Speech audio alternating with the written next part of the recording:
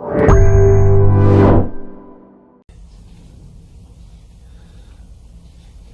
विषय प्रसन्नतादायी थे आज। एक तो 15 से 18 वर्ष के हमारे जो बच्चे थे, बेटे बेटी थे, उनका वैक्सीन में हिंदुस्तान में मध्य प्रदेश अग्रणी राज्यों में आया है और इसके लिए सभी को, बच्चों को भी,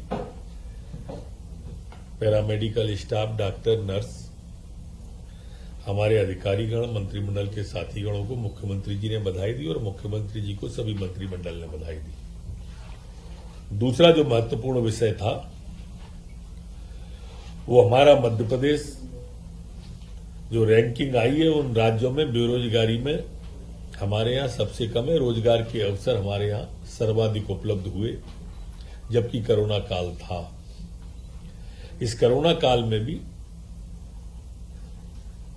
हर क्षेत्र में रोजगार की अवसर, देश की जो रैंकिंग आई उसमें मध्य प्रदेश अव्वल रहा। उसका कारण कि हमने अधोसंरचना के क्षेत्र में 40% से ज्यादा राशि खर्च की, जिससे हमारी अर्थव्यवस्था गतिमान हुई। चाहे वो एमएसएमई का क्षेत्र हो, चाहे उद्योग में क्षेत्र हो। लगातार मुख्यमंत्री जी स्वयं भी बैंकों से बात कर रहे हैं और अब 12 तारीख को माननीय मुख्यमंत्री जी समेत सभी मंत्रीगण अपने अपने स्वयं के जिले अथवा प्रभार के जिले में रोजगार मेला जैसा लगाएंगे, जिनमें हम उनको लोन स्वीकृति जैसे पत्र, रोजगार के लिए उपलब्ध होने वाले संसाधनों के प्रमाण पत्र बांटेंगे और एक साथ प्रदेश में 3 लाख लोगों को रोजगार देने की दिशा में हम आगे बढ़ेंगे। ये अपने आप में एक रिकॉर्ड होगा और मुख्यमंत्री जी ने ये भी कहा है कि इसकी शुरुआत कर रहे हैं, ये लगातार जारी रहे, इसकी व्यवस्था भी लगातार हम करें। मुख्यमंत्री उद्यम क्रांति योजना भी इस तरह से मध्य प्रदेश के अंदर प्रारंभ होने जा रही है। मध्य प्रदेश में जो हमारा आनंद विभाग था, उस आध्यात्म विभाग था, उसे धार्मिक न्यास और धर्मस्य न्यास में आज परिवर्तित किया गया है। आज कैबिनेट के अंदर जो महत्वपूर्ण निर्णय अन्य हुए उसमें स्ट्रेंथनिंग टीचिंग लर्निंग एवं रिजल्ट्स फॉर स्टेटस STARS जो इस कार्यक्रम का नाम है, उसकी क्रियान्वयन की सैद्धांतिक स्वीकृति आज मध्य प्रदेश में कैबिनेट ने दी है। मध्य प्रदेश अब उन प्रमुख 6 राज्यों में शामिल हो गया इसके बाद में, जिनके अंदर यह योजना लागू की जा रही है। एक अच्छी बात ये हुई है, जो दूरदृष्टि, जो विजनरी सोच मुख्यमंत्री शिवराज सिंह जी चौहान का है, उसमें अब आगे की सोच, बिजली की खपत लगातार बढ़ रही है तो पावर प्लांट भी नए लगे। इसको आधार बनाकर आज Madhya Pradesh power generating company की जो चचाई इकाई है वहां पर 660 मेगावाट, 1 गुणा 660 मेगावाट वो आज नए लगाने की अनुमति दी है। आप सबको ये विदित होगा कि नया प्लांट जब लगता है तो 2-3 साल का समय उसमें लग जाता है, इसलिए एडवांस सोच लेकर दूरदृष्टि के साथ में किया है। इसी तरह से संचालन, नगर और ग्राम निवेश के विभागीय सेटअप में भी संशोधन किया है। अभी तक इस ग्राम निवेश के कार्यालयों के विस्तार पुनर्गठन में 941 पद, जिसमें नियमित 693, संविदा 201, आउटसोर्स 47 और 150 प्रतिनियुक्ति के थे, उसको अब नए सेटअप में करने का तय किया है। उसमें 13 करोड़ 45 लाख की स्वीकृति भी प्रदान की है। आज विधि विभाग में द्वारा भी ब्रजेंद्र सिंह भदौरिया और अभय सक्सेना को 1-1 वर्ष की समुदाय नियुक्ति बढ़ाने का भी तय किया है।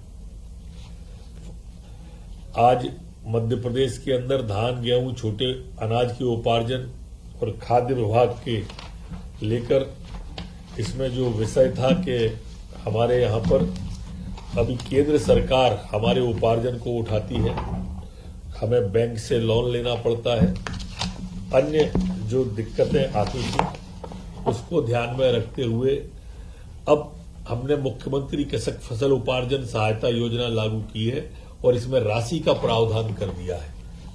कभी कभी विलंब हो जाता था केंद्र के उठाने में या अन्य कार्यक्रमों में बैंक में, तो अब राज्य सरकार ने राशि का प्रावधान मुख्यमंत्री कृषक उपार्जन सहायता योजना लागू करने का उन्होंने तय किया है। आज पशुपालन और डेयरी विभाग के अंतर्गत पशुधन एवं कुक्कुट नस्ल विकास पर उपमिशन, चरी चारा विकास उपमिशन और इनोवेशन तथा विस्तार उपमिशन को भी कैबिनेट के द्वारा मंजूरी दी है। ये एक बड़ी महत्वाकांक्षी योजना है। ये भी रोजगार की दृष्टि से काफी महत्वपूर्ण योजना है। इस पशुधन मिशन योजना के क्रियान्वयन की सहमति मध्य प्रदेश ने दी है। इसमें हमारे बकरा, बकरी, भेड़, कुक्कुट, गाय, बैल, भैंस, इन योजनाओं को, चारा योजनाओं को, इसमें सब में रोजगार के अवसर सीधे किसानों को फसल के अलावा भी देने का राज्य सरकार ने तय किया है।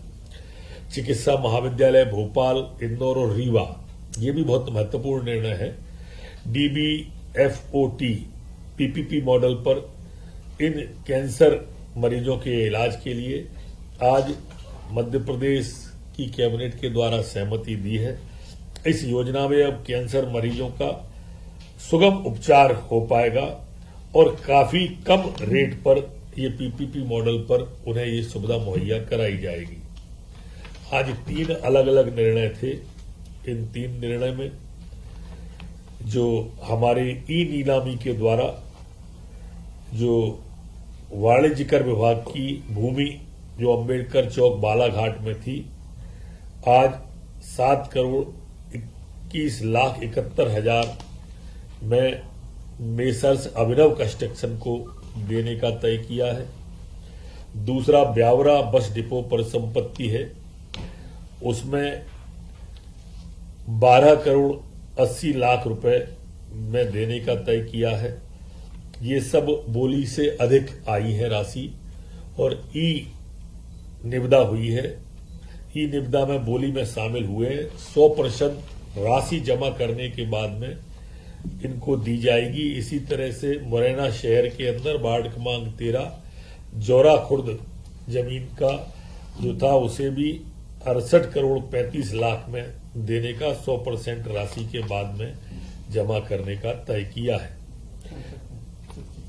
67 ही बोला है, 67,35,00,000।